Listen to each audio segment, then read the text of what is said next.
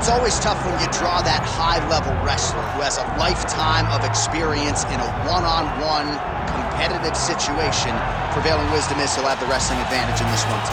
As his dad said, the moment he introduced him to the sport, he knew that he was made to be a wrestler. The kid slept in his headgear. He only wants to wrestle, and by doing that, he puts you in danger. He's constantly in your face, constantly trying to dig at your gas tank. He goes from transition to transition, single to double to high crotch. It does not matter the attack.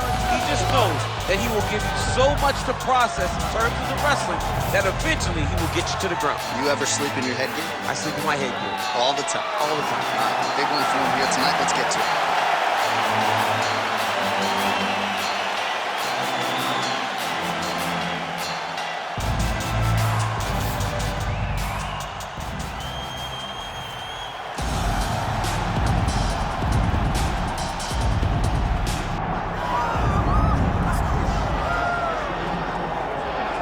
Well, it should be a highly compelling matchup here tonight. The Brazilian Jiu-Jitsu black belt believes he has definite advantages when it comes to the grappling, and there's no questioning his ground game. He'll pull guard, whatever it takes.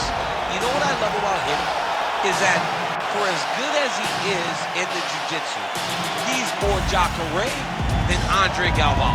Because Andre Galvao was a tremendous grappler, but it never translated.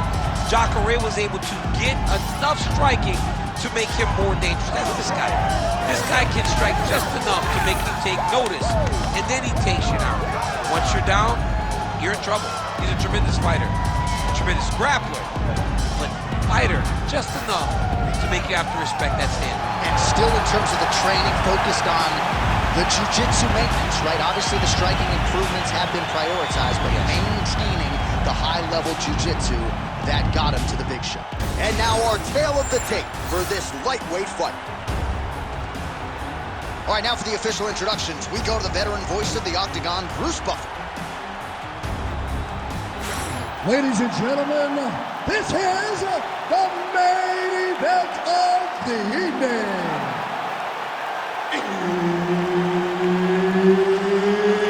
It's time! 5 rounds in the UFC lightweight division. Introducing first, fighting out of the blue corner, Rustam Tiger Khabilov.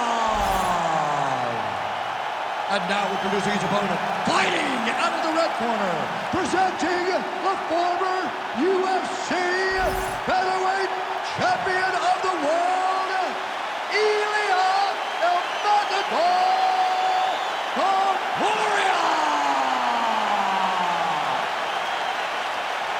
Herb Dean, our referee for this one. All right, these are the matchups that I really like, DC, as round one gets underway.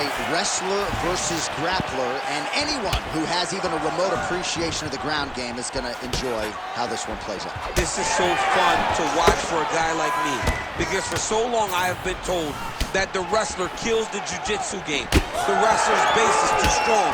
But when you look at this guy and you look at his submission ability, how can anyone be comfortable on the ground with him? But if anyone's going to test that, it is this wrestler who is so sure in his ability to take you down and ground and pound your face through the bottom of the octagon floor. Oh, and so now he lands another combination, so it's never just one shot. There's always 2 or 3 coming behind. A lot of times people throw singular strikes. Oh, he's hurt. Oh, big diving punch to the head. Oh, man, another strike gets through. This could be over soon.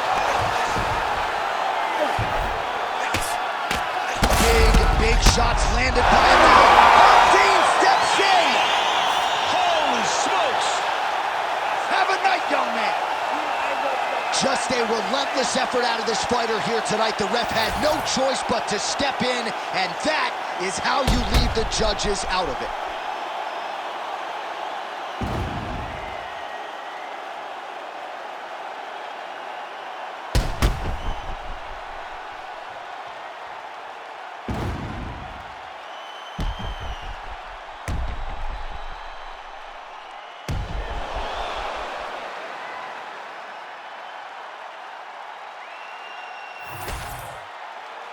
All right, we now go inside the octagon. Bruce Buffer to wrap it with the official decision. Ladies and gentlemen, referee Herb Dean has called a stop to this contest at 1 minute, 40 seconds of the very first round. Declaring the winner by TKO, Ilya Topuria! Well, there he is, the man of the hour. And you got to think this dude's going to get a serious Instagram push tonight after the win by TKO. Oh, he's going to get a massive push because he hurt his opponent and he pressed his foot down in the gas until he got that finish.